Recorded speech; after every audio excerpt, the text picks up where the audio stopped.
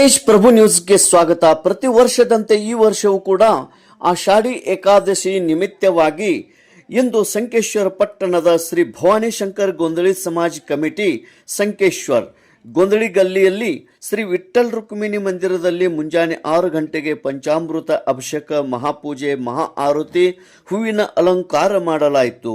ಆಷಾಢಿ ಏಕಾದಶಿ ಇರುವುದರಿಂದ ಮಂದಿರಕ್ಕೆ ಬರುವ ಎಲ್ಲ ಸದ್ಭಕ್ತರಿಗೆ ಉಪವಾಸದ ಪ್ರಸಾದ ವಿತರಣೆ ಮಾಡಲಾಯಿತು. ಈ ಒಂದು ಶ್ರೀ ವಿಠ್ಠಲ ಮಂದಿರದಲ್ಲಿ ಅನೇಕ ಧಾರ್ಮಿಕ ಕಾರ್ಯಕ್ರಮಗಳು ಜರುಗುತ್ತಾ ಬಂದಿವೆ.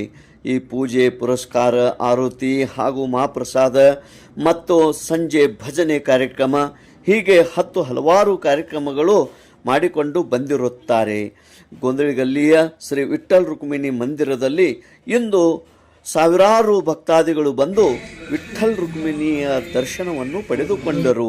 आज आषाढी एकादशी निमित्त श्री विठ्ठल रुक्मिणी मंदिर गोंधळी गल्ली संकेश्वर येथे सकाळी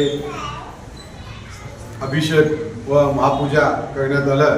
त्यानंतर इथं आलेल्या सर्व भाविक भक्तांना प्रसाद वाटप करण्यात आलेलं आहे.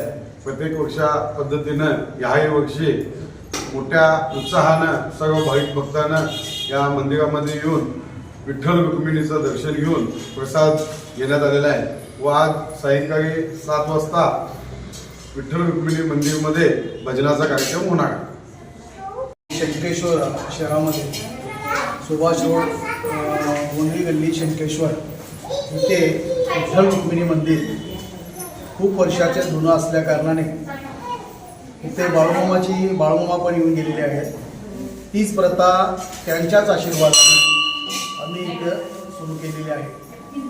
आषाढी एकादशी निमित्ताने सकाळी 6 वाजता अभिषेक व पूजा, महापूजा ह्या सर्व गोष्टी आज इथं श्री गोंधळी गल्ली शंकेश्वर येथे संपन्न झालेली आहे.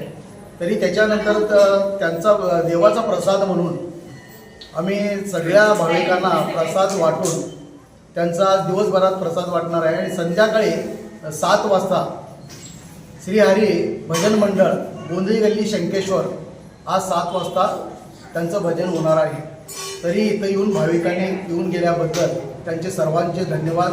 ಈ ಒಂದು ಸಂದರ್ಭದಲ್ಲಿ ಶ್ರೀ ಭವಾನಿ ಶಂಕರ್ ಗೊಂದಳಿ ಸಮಾಜದ ಅಧ್ಯಕ್ಷರು ಶಂಕರ್ ಕಾಳೆ, ಸಂಜಯ್ ಕಾಳೆ, ಸಂದೀಪ್ ದೌಡತೆ, ದೀಪಕ್ ದೌಡತೆ, ರವೀಂದ್ರ ದೌಡತೆ, ವಿನಾಯಕ್ ದೌಡತೆ, ಸಂತರಾಮ್ ದೌಡತೆ, ಸೂರಜ್ ಕಳಿವಾಲೆ, ಗಣಪತಿ ದೌಡತೆ, ಮಹೇಶ್ ದೌಡತೆ, ಸಾಗರ್ ದೌಡತೆ ಹಾಗೂ ವಿನಾಯಕ್ ಪಾಚಂಡಿ ಈ ಒಂದು ಕಾರ್ಯಕ್ರಮದಲ್ಲಿ ಉಪಸ್ಥಿತರಿದ್ದರು. ಇಂದಿನ ಮಹಾಪೂಜೆಯ ಮಾನವನ್ನು ದಂಪತಿಗಳಾದ ಪಾಂಡುರಂಗ್ ಗಾಯಕ್ವಾಡ್ ದಂಪತಿಗಳಿಂದ ಪೂಜೆ ಸಲ್ಲಿಸಲಾಯಿತು. ಇದೇ ಸಂದರ್ಭದಲ್ಲಿ ಸಂಜಯ್ ಕಾಳೆಯವರು ಹೂವಿನ ಅಲಂಕಾರವನ್ನು ಅಂದಚಂದವಾಗಿ ಮಾಡಿದ್ದರು. ಶ್ರುತಿ ಹಾಲಗಡಿಗೆ ಇವಳಿಂದ ಸುಂದರವಾದ ವಿಠ್ಠಲ ರಂಗೋಲಿಯನ್ನು ತೆಗೆಯಲಾಯಿತು. ಈ ರಂಗೋಲಿಯಲ್ಲಿ ವಿಠ್ಠಲನ ಮೂರ್ತಿ ಅತಿ ಆಕರ್ಷಕವಾಗಿತ್ತು. ಆಷಾಢಿ ಏಕಾದಶಿ ನಿಮಿತ್ತವಾಗಿ ಈ ಸುಂದರವಾದಂಥ ಮಂದಿರದಲ್ಲಿ ಸಾವಿರಾರು ಭಕ್ತಾದಿಗಳು ಆಗಮಿಸಿ ದರ್ಶನ ಪಡೆದರು. ತೇಜ್ ಪ್ರಭು ನ್ಯೂಸ್ ಸಂಕೇಶ್ವರ್.